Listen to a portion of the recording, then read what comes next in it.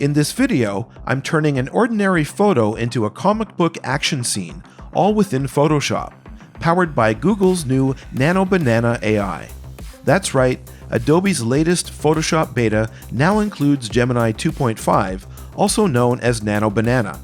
You can now generate, modify, and restyle your images with AI tools without ever leaving Photoshop. For this example, I'm starting with a Graphite Studio reference photo from ArtStation, and my goal is to reimagine the model as Marvel's Black Widow, mid-fight in a comic book scene. The idea isn't to create a finished piece, but to use AI as a creative jump-off point, inspiration for an original artwork later on. So let's get started.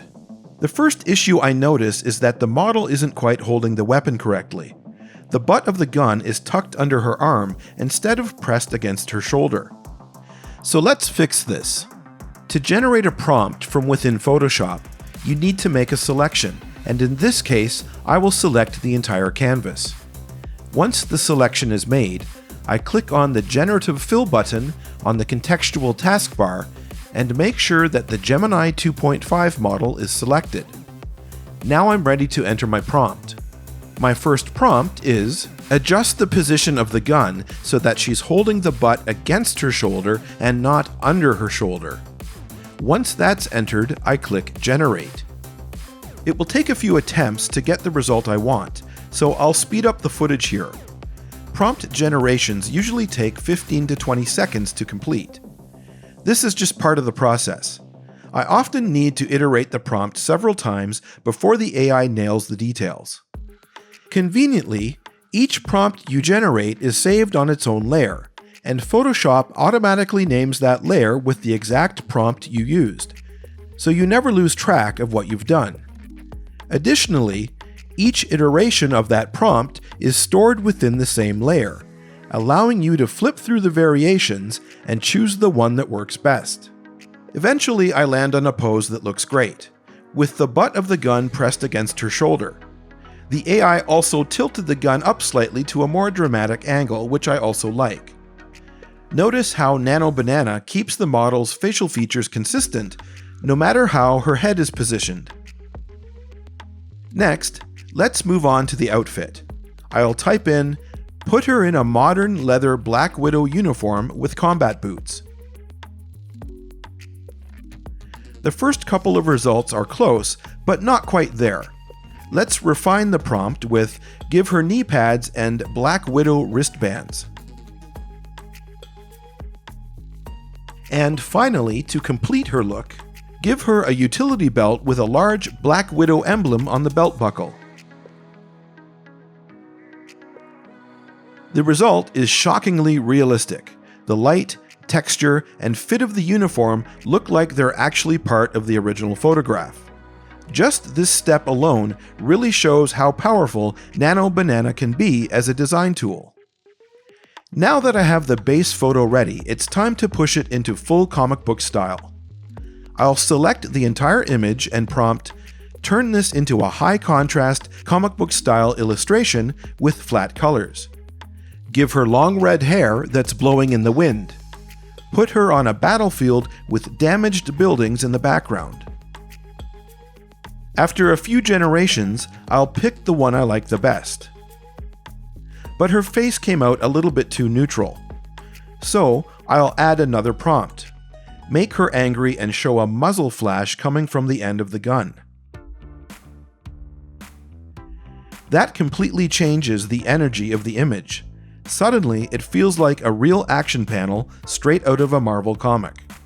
Next, I want to give her body proportions a slightly more stylized comic book feel.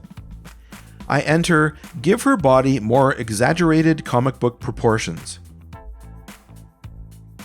This works beautifully, giving her a more slender, athletic, and dynamic silhouette. But it also removes her knee pads and the butt of the gun's stock. To fix that, I type, give her knee pads. And they are rendered back in. Then I'll copy the missing gun stock from an earlier layer. I paste it into place and blend it using masking tools. This is a great example of how convenient it is to have Nano Banana right inside Photoshop. I can treat generated elements like normal layers, refine them, and blend them manually when needed. With the main comic panel finished, I can push things a bit further. I'll enter the prompt, show an extreme close-up of her determined face as she fires her gun. Nano Banana generates several new images that keep the details I've already built. The same outfit, weapon, and lighting, but from completely new angles. As a final experiment, I prompt, show her standing now that the battle is over. She's holding her gun up with a determined look on her face.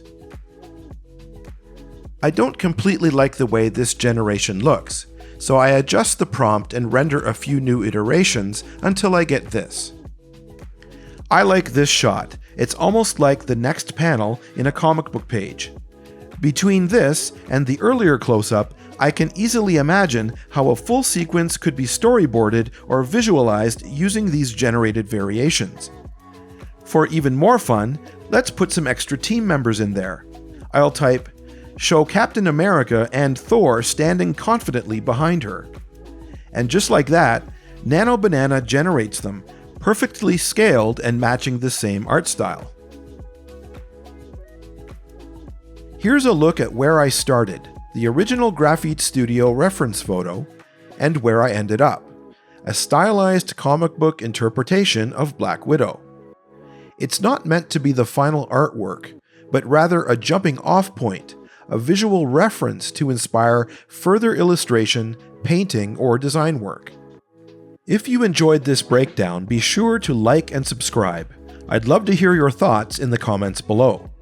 Do you think using Nano Banana's AI features this way is a valid creative tool, or does it cross a line in digital art? I'm curious to know how other artists and designers see it. And if you do see the potential, let me know what other artistic styles or characters you'd like to see me experiment with next. AI is changing how we make art, but it's still our imagination that drives it. See you in the next video.